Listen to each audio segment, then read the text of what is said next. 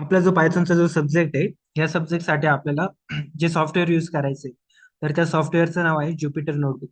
आता हे Jupiter notebook आहे, हे आपल्याला ओपन करण्यासाठी सगळ्यात पहिली रिक्वायरमेंट काय आहे, की आपली जी सिस्टम आहे, आपलं जे कम्प्युटर आहे, आपल्या कम्प्युटरमध्ये पायथॉन प्रोग्रामिंग लँग्वेज इन्स्टॉल्ड आहे की नाही, हे आपल्याला चेक करावं लागतं पहिल्यांदा.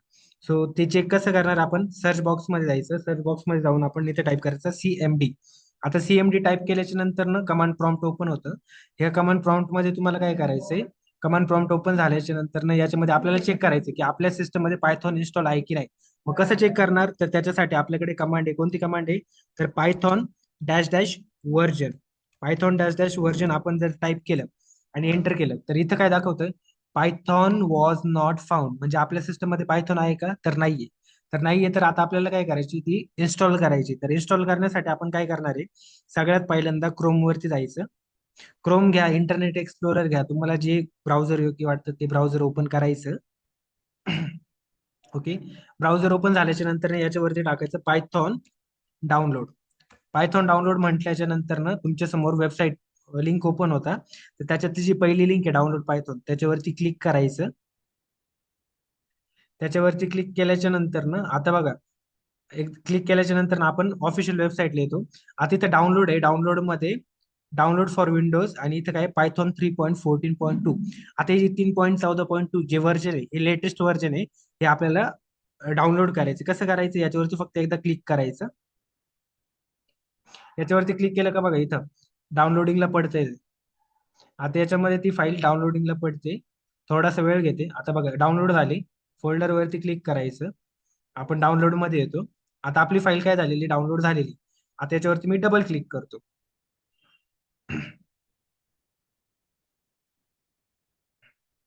डबल क्लिक केल्याच्या नंतर ना आपल्याला इन्स्टॉलेशन येतं. इन्स्टॉलेशन याच्यामध्ये सगळ्यात महत्त्वाची गोष्ट आहे, तुम्हाला जर पायथॉनचा कोड प्रॉपरली रन करायचा असेल, ज्युपिटर नोटबुक प्रॉपर ओपन झाली पाहिजे, तर त्याच्यासाठी पहिल्यांदा पहिली रिक्वायरमेंट काय आहे, हे जे दोन चेक बॉक्सेस आहे, याला टिक करून घ्यायचं आणि काय म्हणायचं, इन्स्टॉल नाव. इन्स्टॉल नाव वरती क्लिक केल्याच्या नंतर ते आपली परमिशन मागतं, येस म्हणजे अलाउ करून द्यायचं. आणि आपलं जे इन्स्टॉलेशन आहे ते आता स्टार्ट व्हायला सुरुवात होते. हळूहळू आपल्या त्याच्या रिलेटेड सॉफ्टवेअरच्या रिलेटेड ज्या काही फाईल्स आहेत, तर त्या फाईल्स इन्स्टॉल व्हायला सुरुवात होतात.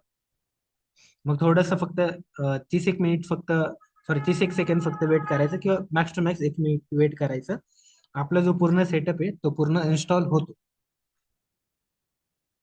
ज्यावेळेस हा सेटअप कम्प्लीट होईल, त्यावेळेस आपल्या सिस्टममध्ये पायथॉनची प्रोग्रामिंग लँग्वेज आहे, त्याच्या रिलेटेड ज्या काही गोष्टी त्या सगळ्या इन्स्टॉल होतील. मग त्याच्यानंतरच आपल्याला ज्युपिटर नोटबुक ओपन करता येईल. मग तशा पद्धतीने तुम्हाला बघायचंय. आता ही जी इन्स्टॉलेशनची जी प्रोसेस आहे ती सध्या प्रोग्रेसमध्ये चालली आहे. तर त्याच्या रिलेटेड ज्या काही फाईल्स असतील इन्स्टॉलेशनच्या रिलेटेड, त्या आता हळूहळू आपल्या सिस्टममध्ये इन्स्टॉल होत आहेत. तर तोपर्यंत थोडासा पेशन्स ठेवायचा आणि इन्स्टॉलेशनची वाट बघायची. ओके.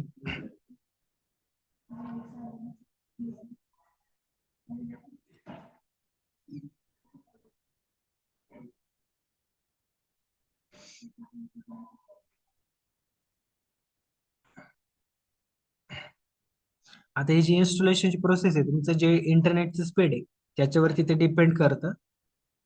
तुमचं इंटरनेट किती फास्ट आहे त्याच्यावरती ते इन्स्टॉलेशन डिपेंड असतं. जर तुमच्याकडे फास्ट इंटरनेट असेल तर लवकर इन्स्टॉल होते.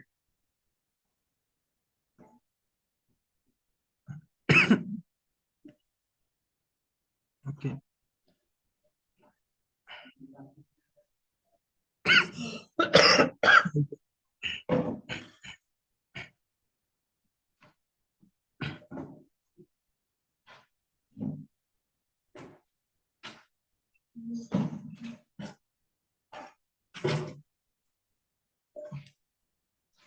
ओके. तर आता आपला जो सेटअप आहे तो सक्सेसफुल झालेला आहे. आता याला क्लोज करायचं. क्लोज केल्याच्या नंतर ना आता आपल्याला काय करायचं, आता आपलं पायथॉनचं झालं. तर आता आपल्याला काय करायचं, आपलं जे ज्युपिटर नोटबुक आहे, तर ते आपल्याला ओपन करायचंय. तर ज्युपिटर नोटबुक आपण कसं ओपन करणार, परत एकदा CMD ओपन करायचं.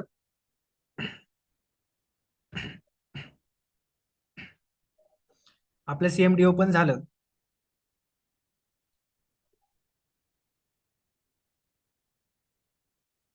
ओके. आपलं CMD ओपन झालं की आता आपण परत चेक करणार की आपल्याकडे पायथॉन आहे की नाही. सो पायथॉन आहे की नाही चेक करण्यासाठी Python dash dash version enter केलं बघा. मगाशी येत नव्हतं, आता येते पायथॉन 3.14.2 हे व्हर्जन आता आपण डाउनलोड केलं आणि इन्स्टॉल केलं. त्याच्यानंतर ना आपल्याला अजून एक चेक करायचंय पिप डॅश डॅश व्हर्जन. आता पिप डॅश डॅश व्हर्जन म्हणजे काय की ज्यावेळेस आपण पायथॉनचं जे इन्स्टॉलेशन करतो त्यावेळेस हे पिप 25.3 25.3 हे पण ऑटोमॅटिकली इन्स्टॉल होते. ओके. आणि याच्यानंतर ना एक कमांड आहे आपल्याकडे. तर कमांड काय आहे, पायथॉन डॅश यम स्पेस त्याच्यानंतर ना पिप इन्स्टॉल डॅश डॅश अपग्रेड पिप. ओके. आता ही जी कमांड आहे याने काय होतं, ही जी पिपचं जी फाईल आहे तर याच्या रिलेटेडच ही कमांड आहे. आपण काय म्हणतोय की माझ्या पायथॉन मध्ये ही जी पिपची फाईल आहे तर ती तू इन्स्टॉल करून घे, नसेल तर इन्स्टॉल कर, आणि जर इन्स्टॉल असेल तर ती अपग्रेड करून घे, म्हणजे काय करून घे, अपडेट करून घे. याला मी एंटर करतो.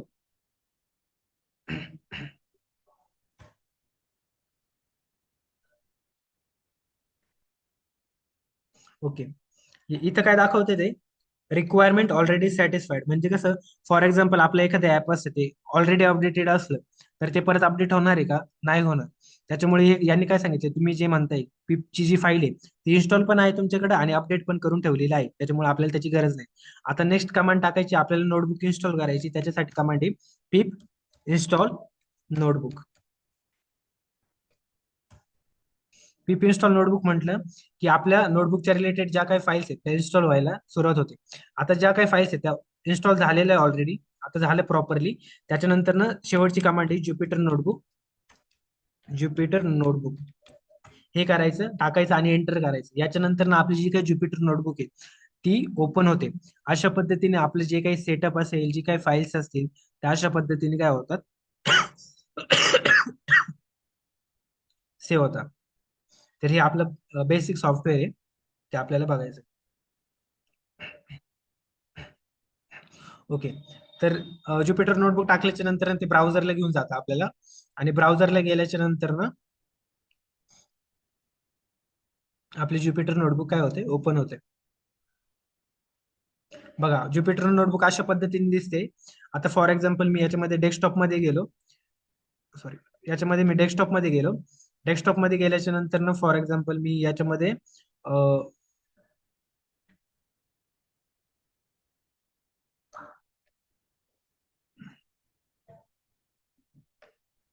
राईट क्लिक करून काय म्हटलं, न्यू फोल्डरला नाव दिलं पायथॉन पायथॉन कोड्स. हे मी एक नवीन फोल्डर बनवलं. डेस्कटॉप मध्ये आतमध्ये गेलो. त्याच्यानंतर नाही तर फाईल मध्ये जाऊन न्यू म्हटलं, न्यू मधून आपल्याला जे कोड करायचे ते नोटबुक मध्ये करायचे, त्याच्यामुळे इथं नोटबुक सिलेक्ट केलं. नोटबुक सिलेक्ट केल्याच्या नंतर ना आपली नवीन नोटबुक ओपन होते. हे काय जसं आहे फक्त हे बघून घ्या तुम्ही, नंतर ना आपण प्रॅक्टिकल मध्ये ते बघणारच आहे. आता नोटबुक ओपन झाली, याला सिलेक्ट करून घ्यायचं. आता आपण एखादी फाईल सेव्ह करतो, जसं इथं अनटायटल वरती क्लिक करायचं, मी फाईलला नाव दिलं डेमो, आणि आपली फाईल सेव्ह करून घेतली. आता मला कोड करायला सुरुवात करायची, तर मग मी काय करतो, ते पहिला कोड टाकतो, प्रिंट डबल कोट, आणि याच्यामध्ये मेसेज टाकला मी हाय. आता मला रन करायचं, सो रन करण्यासाठी मी कंट्रोल आणि एंटर दाबलं. बघा आपलं जे कोड होता तर ते ते जे कोड कोड आहे तर कोडचं जे आउटपुट आहे तर ते इथे आलेलं आहे. अशा पद्धतीने आपण आपलं ज्युपिटर नोटबुक इन्स्टॉल करू शकतो आणि अशा पद्धतीने आपण आपले कोड रन करू शकतो.